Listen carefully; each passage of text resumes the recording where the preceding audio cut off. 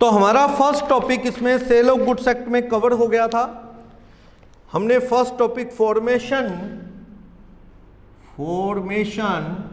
Of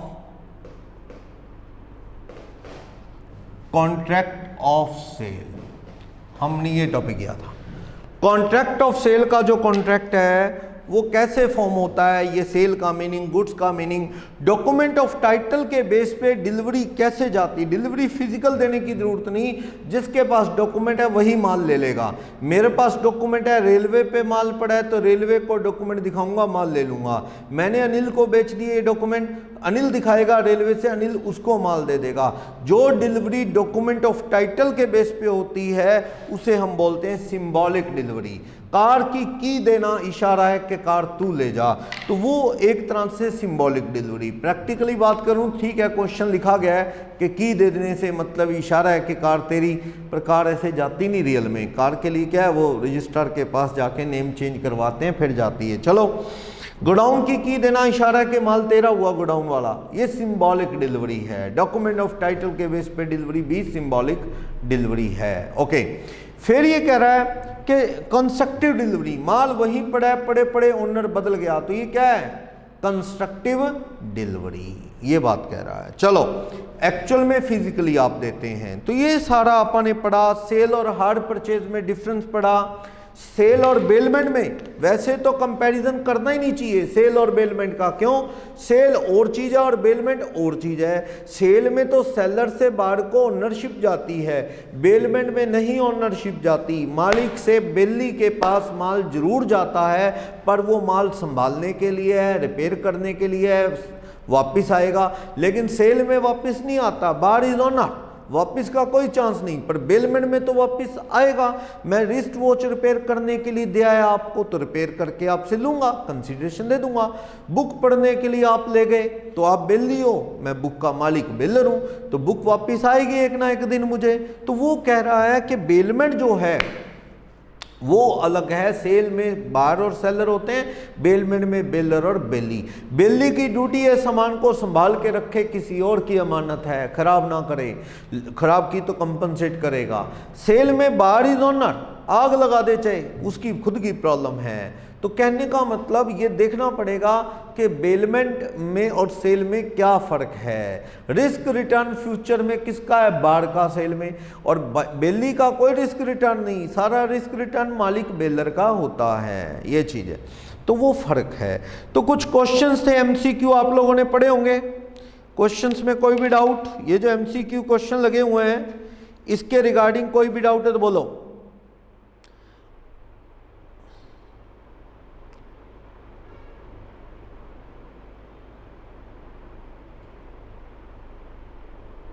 okay, ये कह रहे हैं in difference of sale and agreement to sale please explain consequences of breach both by buyer and seller. देखो ऐसा है, ब्रीच होगा सेल में तो ब्रीच क्या होगा, बायर पैसे नहीं देगा बस। सेल में तो चीज की डिलीवरी ही चलेगी बायर को, और ब्रीच करेगा तो मीन्स पैसे नहीं देगा, तो उस केस के अंदर आप पूरे पैसे मांगोगे कोर्ट में। कंपनसेशन थोड़ी, चीज दे दी मैंने आपको, राजेश मुझसे कार ले गया, दैट इज सेल। अब कार उधार ले गया था, पैसे नहीं दे रहा राजेश, तो मैं क्या मांगूंगा कोर्ट में जाके, पूरे पैसे।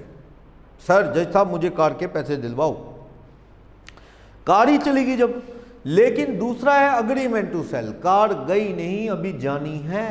अग्रीमेंट हो गया राजेश से, मैंने कहा 5 लाख में कार दूंगा, राजेश कहता okay sir I will by it for ₹5 lakh, मैं खरीद लूंगा 5 लाख में। तो ये अग्रीमेंट टू सेल, अभी ली नहीं है उसने। अब पता लगा Rajesh is going to refuse the contract, तो वो कॉन्ट्रैक्ट को मानने से इनकार कर रहा है, गाड़ी लेना नहीं चाहता। अब मैं कोर्ट में जाऊंगा तो गाड़ी के 5 लाख थोड़ी मांगूंगा, प्राइस ऑफ कार मांगूंगा क्या, ना, कार तो मेरे पास है। मैं जज से जाके डैमेज क्लेम मांगूंगा, जय साहब अब ये कार मेरी बिकेगी नहीं, बिकेगी तो सस्ती बिकेगी, मेरा फाइनेंशियल लॉस है, मुझे दिलवाओ। तो ये क्या है, डैमेज क्लेम मांगा जाएगा। तो कहने का मतलब ये है कि कंपनसेशन जो है डैमेज क्लेम का मांगा जाएगा कार अगर अग्रीमेंट टू सेल में है। क्योंकि गाड़ी तो गई नहीं, पैसे मांगो, सस्ती बिकेगी सर, लॉस होगा, डैमेज क्लेम, जबकि सेल में पूरे पैसे मांगोगे। ये फर्क है मेन कंसीक्वेंस के अंदर। और बोलो कोई डाउट, और कोई डाउट? बार नहीं लेगा, चाहे वो सेल तो हुई नहीं, बार तो इनकार करेगा पैसे देने से, मान के चलो, ठीक है ना। और बोलो कोई भी डाउट? इसके एमसीक्यू में कोई भी प्रॉब्लम है किसी को तो बोलो। अगर इसके एमसीक्यू के रिगार्डिंग कोई भी डाउट है तो किसी को भी।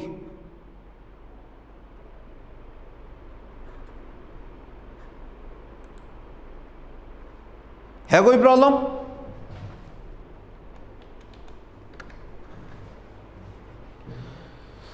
तो ये 20 एमसीक्यू थे, कोई कंफ्यूजन नहीं है क्या इसमें किसी को भी?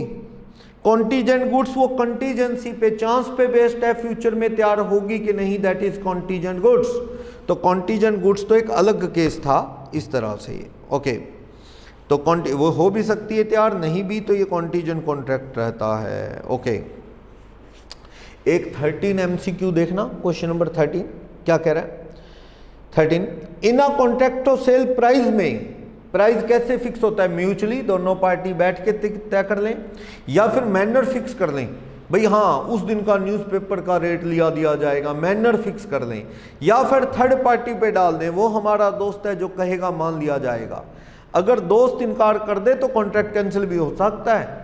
और अगर वो मान लो मैनर फिक्स किया था कि इतनी तारीख का न्यूज़पेपर देखेंगे, जो उसमें भाव आएगा तुम ले लेना, मैं दे दूंगा, लेकिन पता लगा उस दिन न्यूज़पेपर ही नहीं आया, तो भैया ऐसी ऑकवर्ड सी सिचुएशन में रीजनेबल प्राइस लिया दिया जाना चाहिए। कोर्ट कहता है कि भैया पैसे तो चीज़ यूज़ की है, देनी है, अब न्यूज़पेपर में रेट देखना था, न्यूज़पेपर आया नहीं, तो रीजनेबल रेट लिया और दिया जाए, कोर्ट ये कहता है, रीजनेबल।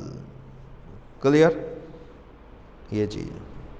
तो वो कह रहा है वैसे पार्टी आपस में म्यूचुअली तय करती हैं रेट, या पार्टी मैनर फिक्स कर सकती हैं, या पार्टी थर्ड पार्टी पे डाल सकती हैं कि जो वो कहेगा हम मान लेंगे, ऐसा all of these. Agreement to sale एक एग्जीक्यूटिव कॉन्ट्रैक्ट है, जबकि सेल में तो ओनरशिप चलेगी बाहर को, तो वो क्या है? एग्जीक्यूटेड कॉन्ट्रैक्ट है। और 14 में कह रहा है जब प्राइस ना फिक्स हुआ हो सेल ऑफ गुड्स एक्ट में, बार को क्या देना पड़ेगा? रीजनेबल प्राइस देना पड़ेगा। अग्रीमेंट टू सेल में 20th question, agreement to cell में bar dash goods on insolvency of seller.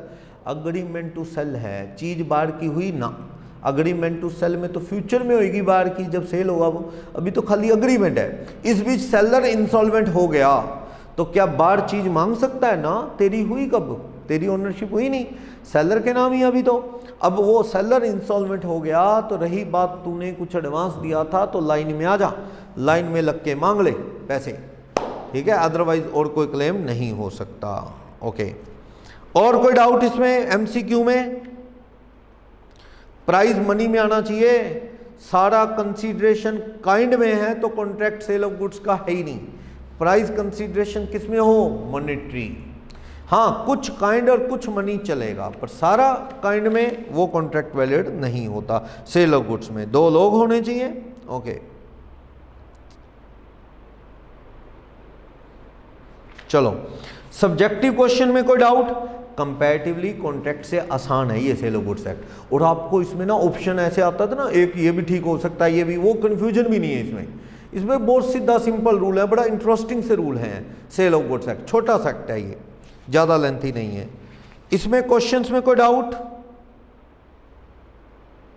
Hire purchase से रिलेटेड एक केस लगा 12।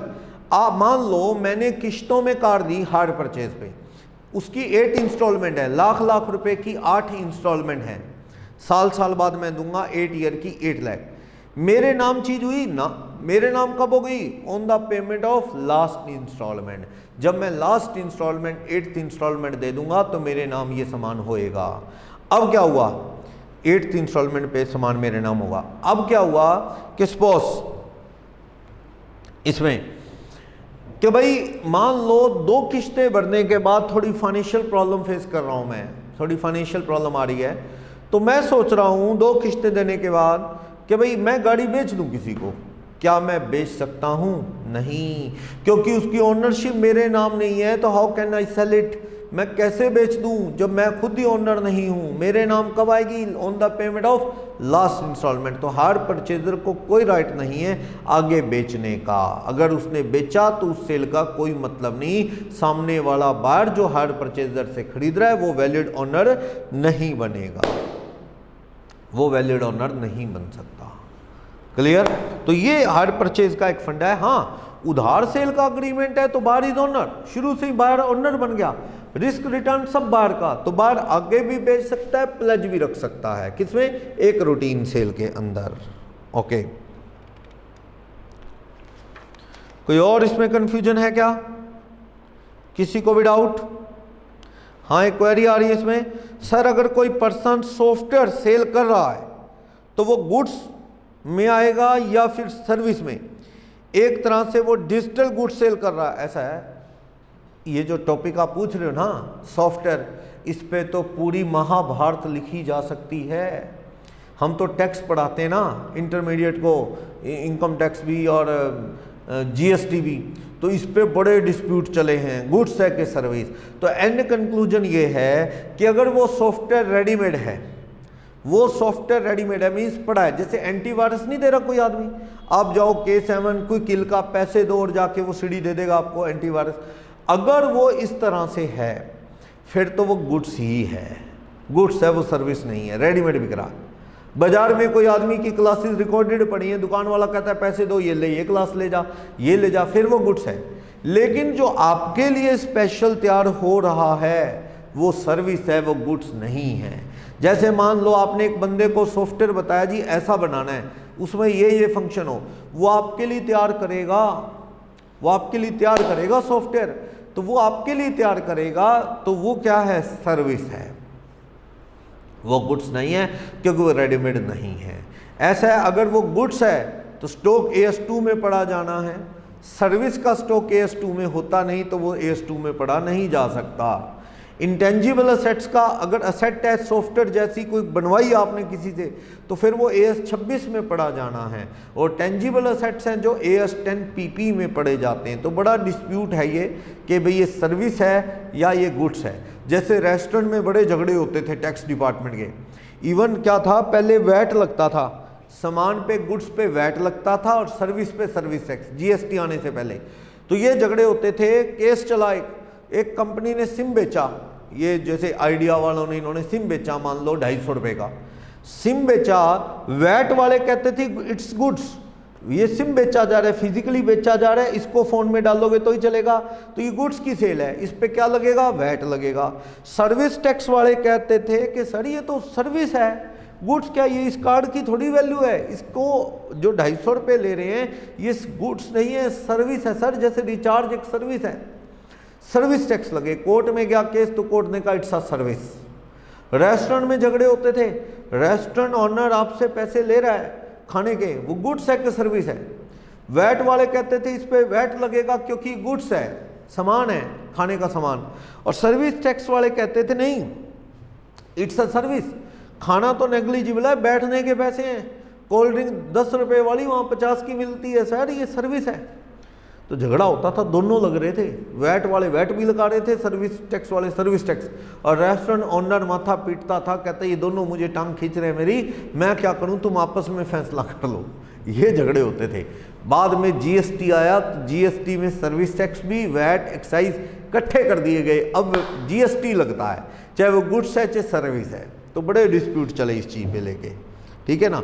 हाँ, सॉफ्टवेयर आपके कहने के अकॉर्डिंग तैयार किया है, कैसा चाहिए तो वो सर्विस है, और अगर वो रेडीमेड है, पैसे दो उठा लाओ, तो दैट इज गुड्स, ठीक है ना।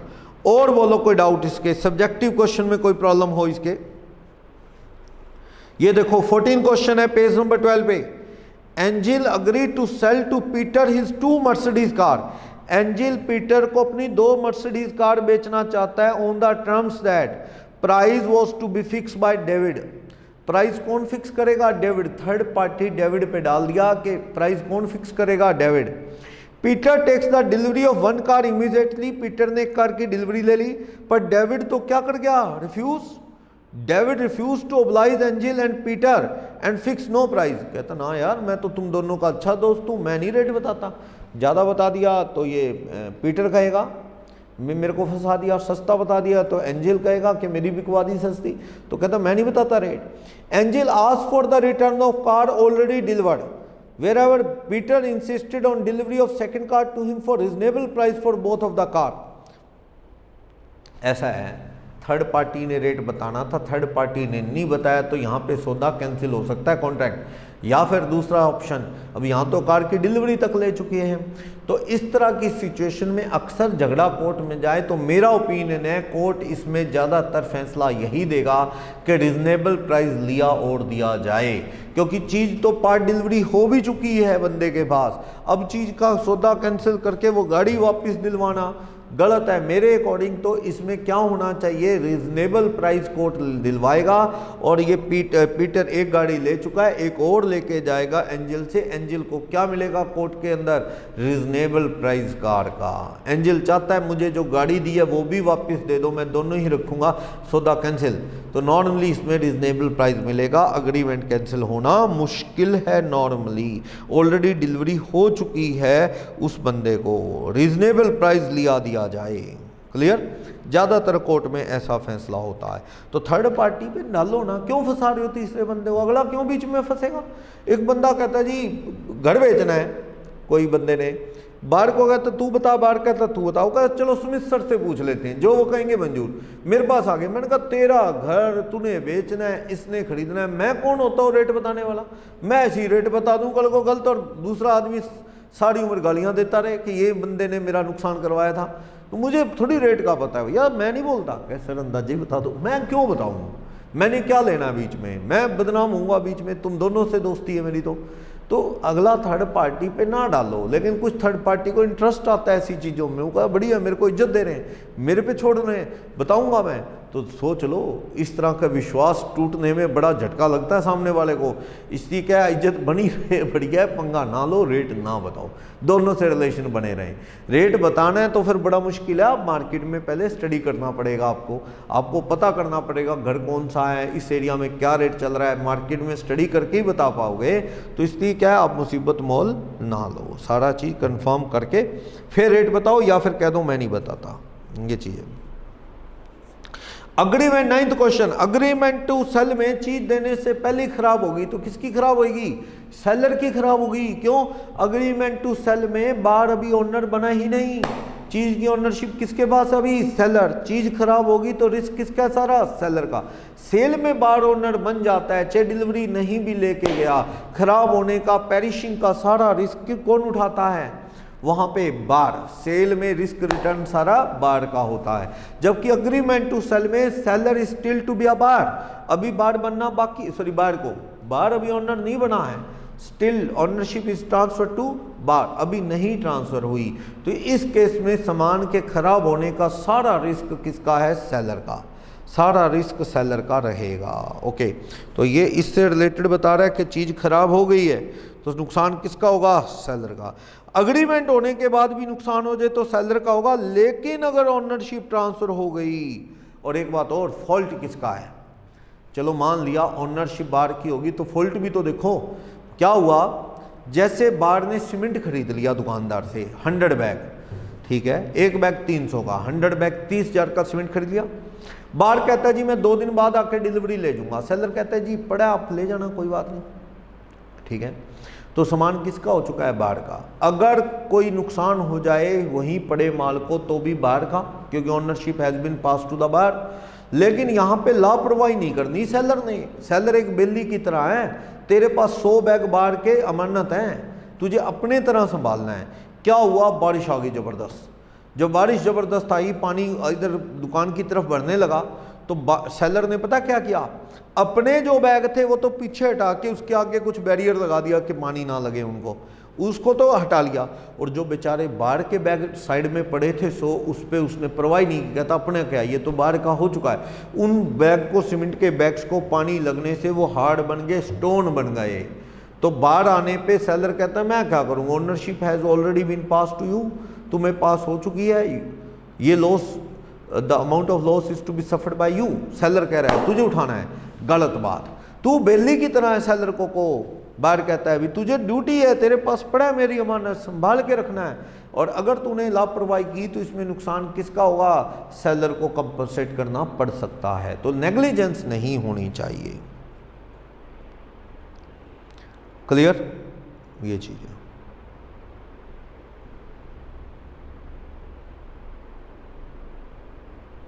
तो ये सारी बातें हैं।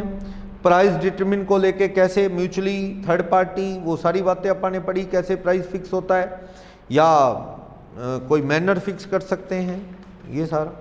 एक केस सुनना, एक दुकान वाले से आपने कोई कोट पैंट का साइज दिया उसे, ठीक है, तो उसने मेज़र कर लिया, फिर आपने पसंद किया, फिर उसकी लेंथ ज़्यादा थी पैंट की मान लो, तो उसे कटिंग करके क्या करना है, लेंथ जो ज़्यादा है उसे ऑल्टर करना है, मान लो ठीक करना है पैंट को, शर्ट को।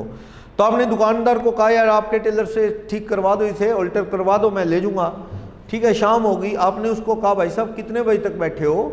उसने कहा जी हम 9 बजे तक। क्या भाई साहब मैंने सामान लेके जाना है, बड़ा इमरजेंसी है, कल शादी अटेंड करनी है, दिक्कत हो जाएगी, मैं आ रहा हूँ आपके पास लेने। तो क्या हुआ, दुकानदार दुकान बंद करने का टाइम आ गया, बाहर आई नहीं। बाहर को एक बार फ़ोन लगाया तो बाहर का फ़ोन नो रिप्लाई आ रहा है। दुकानदार ने सोचा जी अब क्या करूँ, वो बंदा तो कह रहा था बड़ा इम्पॉर्टेंट है, इसकी डिलीवरी लेना, कल शादी में जाना है ये कपड़े डाल के। तो उसको क्या करना चाहिए इस सिचुएशन में? एक बार फिर फ़ोन लगा ले भैया, और क्या है, 2-3 बार फ़ोन लगा ले, ठीक ना उठाए तो फिर तू कहीं रखवा दे, कहीं जैसे किसी पड़ोसी जो लेट तक बैठता है उसके पास। उसने पता क्या किया दुकानदार ने?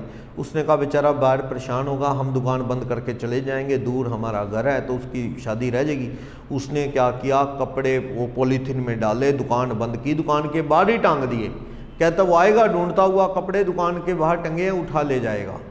लेकिन वो कपड़े टांगे और मांगने मूंगने वाले नहीं घूम रहे होते गलियों में, वो उठा ले गए कपड़े वहाँ से, अगलों को नए कपड़े मिल गए। तो अब बाहर कहता जी लॉस आपका है सर, गलती सेलर की है। सेलर कहता ओनरशिप बाहर की हो चुकी थी फाइनल, और तुझे हमने इन्फॉर्म कर दिया था ले जा, तूने फ़ोन रिप्लाई नहीं किया, इमरजेंसी सिचुएशन थी इसलिए हमने बाहर टांग दिया, हमारी इसमें क्या गलती, हमने तेरा फ़ायदा सोचा, बाहर से तू ले जाएगा। बाहर कहते जी दूर से मुझे दुकान वैसे ही अंधेरे में क्या दिखना था, बाहर कुछ टंगा है, मैंने तो दूर से ही देखी दुकान बंद करके, और मेरे को बताया भी नहीं बाहर टंगा है कुछ, क्या पता मेरे आने से पहले कोई साफ कर गया हो। गलती है ये दुकानदार की, लापरवाह हो तुम, ऐसे नहीं छोड़ना चाहिए। हिंदुस्तान में तो दुकानों के शटर तोड़ के अंदर से ले जाते हैं और तुम तो बाहर रख के मौका दे रहे हो उनको। ये वो बात है भी 100 का नोट सड़क पे फेंक के चेक कर रहे हो जी कोई उठाता है कि नहीं उठाता, वे मूर्ख होकर ये चेक कर रहे हो तुम, कौन नहीं उठाएगा? गरीब देश, बड़े बेचारे भूखे, मंदिरों के अंदर से पैसे तोड़ तोड़ के ले जाते हैं। अपने लोकल सिटी बस स्टैंड के पास मंदिर से क्या है, लोगों ने सीसीटीवी में आ गया है, लोगों ने क्या तोड़ के वो भगवान के वो जो तिजोरी लगी होती है जिसमें दान डालते हैं लोग, वहाँ से पैसे निकाल के ले गए। और लोग कहते हैं जी भगवान के पैसे ले गए। भैया गरीब के पेट का सवाल है, बच्चे भूखे मर रहे हैं, क्या करें? वो कहता है भगवान हमारी ये नहीं सुन रहा, बच्चे भूखे मर जाएँ, तो कहता है जी भगवान फिर बिगाड़ेगा भी क्या? ऐसे लोगों का क्या बिगाड़ेगा जो वैसे ही मरे पड़े हैं, जिनके बच्चे भूखे मर गए, सो नहीं पा रहे भूखे से, तो वो भगवान के पैसे ले जाएंगे, तो ऐसे लोगों को क्या तो सजा देगा भगवान। तो कहता है, कहने का मतलब ये है कि ये आपकी गलती है, आपको कपड़े ऐसे नहीं छोड़ने चाहिए। तो ये नुकसान किसको उठाना पड़ेगा? सेलर को। तो उससे रिलेटेड भी कई बार झगड़े ऐसे हो जाते हैं। और कोई डाउट है इसमें तो आप पूछ सकते हैं, ये चैप्टर में यही है, क्वेश्चन पढ़ने जरूरी है। बार्टर का मीनिंग पूछ रहा है, एक्सचेंज ऑफ गुड्स, सामान दे दिया, दूध वाले ने दूध दे दिया, कपड़े वाले ने कपड़ा। पुराने ज़माने में तो यही चलता था, लेकिन अब तो करेंसी यूज़ होती है, बिजनेस बहुत फैल गया है, अब नहीं ये चलता। लेकिन अगर चला कहीं कि आप सामान दे आए बदले में और सामान ले आई, जैसे पुराने बर्तन दे आए उसके बदले में दूसरे बर्तन ले आए, कैश बिल्कुल भी नहीं इन्वॉल्व बीच में, बस बर्तन के बदले में बर्तन, तो ये क्या है? Exchange of goods. यानी इसमें क्या है? बार्टर सिस्टम है, ये सेल ऑफ गुड्स एक्ट का कंट्रैक्ट ही नहीं है। ठीक है, ये चीज़ है। सेल और बेलमेंट में डिफरेंस। और बोलो कोई डाउट इस चैप्टर में? इसके बाद तो शुरू होगा कंडीशन एंड वारंटी का टॉपिक। कंडीशन वारंटी क्या होता है? कंडीशन बताई, खरीदार ने बताया जी मुझे ऐसी गायें दे दो जो रोज 25 लीटर दूध देती हो। बायर ने अपना बता दिया, और सामने वाला सेलर क्या है, सामने वाला सेलर एनिमल में डील करता है, जानवर, वो भैंस बेचता है, बकरी बेचता है, ये तो उसको तो पता है ना कि कौन सी गाय कितना दूध देती है। बायर ने बता दिया 25 लीटर दूध वाली गाय चाहिए, अब पैसे जितने मर्जी लग जाए हमें गाय ऐसी चाहिए। तो सेलर के पास है एक गाय, वो कहता है ये लो, ये दे देगी 25 लीटर, ले गया बायर, और पता लगा वो बायर तो 10 लीटर भी हार्डली नहीं देती। इसका मतलब ये फ्रॉड है, ये कंडीशन टूटी है। मैंने क्या बताया था, कंडीशन ऐसा होना चाहिए, नहीं है तो आप क्या कर सकते हो, गाय वापस दे के पैसे ले सकते हो, कॉन्ट्रैक्ट कैंसिल कर सकते हो, या आपकी चॉइस डैमेज क्लेम ले लो भी, चलो गाय तो मैं ये रख लूँगा पर ये इतने दूध तो नहीं दे रही, तूने पैसे तो पूरे उस हिसाब से ले लिए, तो डैमेज क्लेम मांगा जा सकता है। तो ये कंडीशन टूटना, वारंटी में उतनी हार्ड कंडीशन नहीं होती। वारंटी होता है कि बंदा कह रहा है जी अच्छी दूध वाली गाय दे दो, अब अच्छे की कोई डेफिनेशन नहीं है, आपके हिसाब से आपने अच्छे दूध वाली दे दी, बाहर कह रहे अच्छे दूध वाली नहीं है, ये झगड़ा है, तो उसमें कोई फिक्स नहीं होता कुछ भी।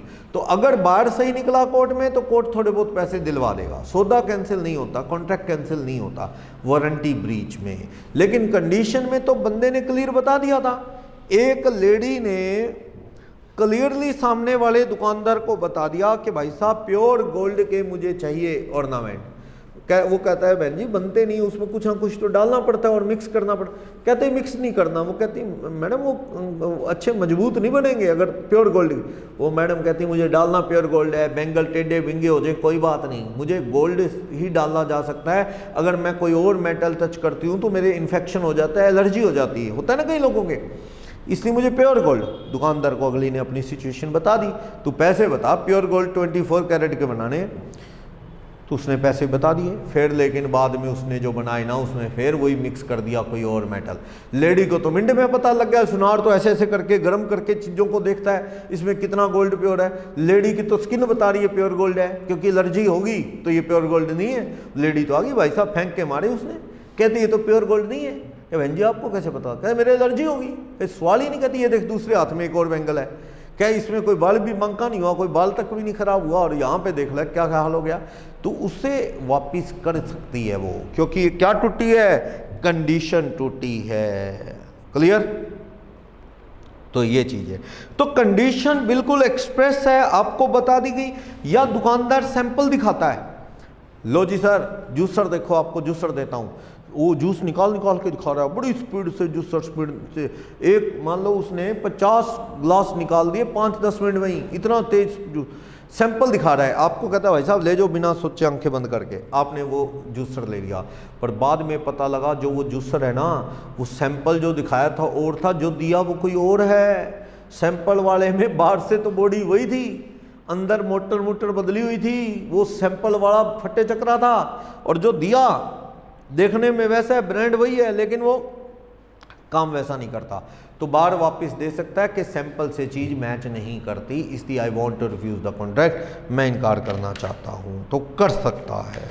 तो इसको लेके डिस्कशन कंटिन्यू करते हैं कल, ब्रीच ऑफ वारंटी और ब्रीच ऑफ कंडीशंस, ये टॉपिक आप कंटिन्यू करें।